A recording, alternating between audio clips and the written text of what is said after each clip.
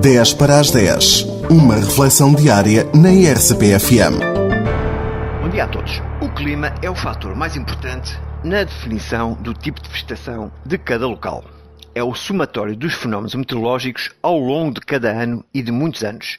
O clima pode ser descrito em grandezas como a precipitação anual, as temperaturas média e máxima, a umidade e a velocidade do vento nas diferentes estações, e também a frequência de geada e neve. No caso da precipitação, a sua distribuição ao longo do ano é quase tão importante como a sua quantidade total.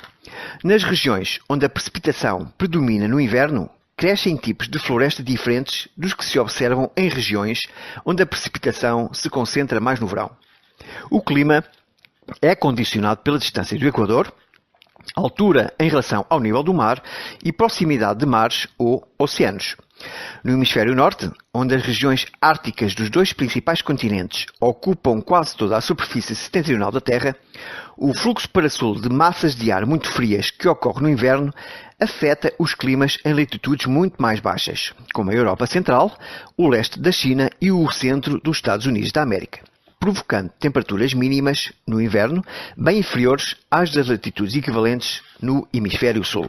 Assim, cada uma das espécies de árvores que conhecemos está adaptada a determinadas condições climáticas.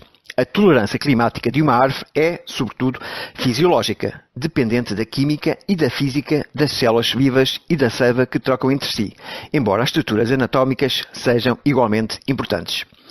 As árvores de climas frios também não prosperam em climas quentes, em alguns casos morrendo com as primeiras ondas de calor, embora seja mais frequente não produzirem flores nem frutos, devido à ausência das mudanças sazonais necessárias para desencadear o rebentar das folhas, a floração ou a frutificação.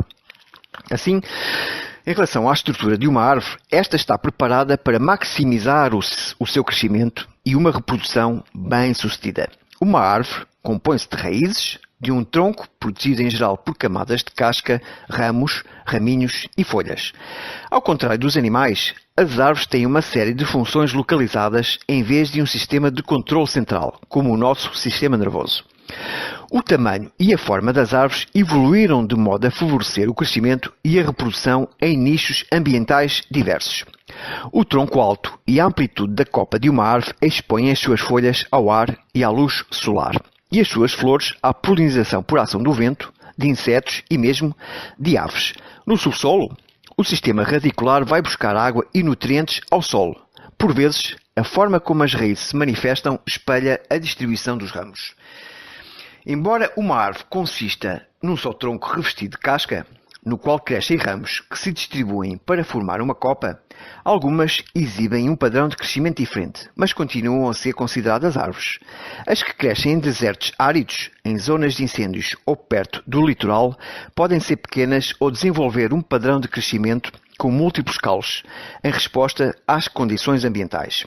Embora apresentem mais de um tronco, adquirem as proporções habituais numa árvore quando crescem e têm um tronco lenhoso revestido de casca. A característica distinta da maioria das árvores é o tronco, que permite que a árvore cresça a direito para a folhagem ter acesso à luz solar. Quanto mais altos forem os ramos e as folhas, menor a competição das plantas vizinhas. O tronco é normalmente singular e suporta-se a si próprio e pode ir de alguns centímetros a mais de 30 metros de altura. Esta diferença de altura é determinada tanto pelo habitat como pela genética. A mesma espécie, quando cresce num local desprotegido e agreste, pode ter um tronco curto, mas quando se desenvolve num habitat mais favorável, pode exibir um tronco muito mais longo. O tronco da maioria das árvores não apresenta ramos numa distância variável a partir do solo.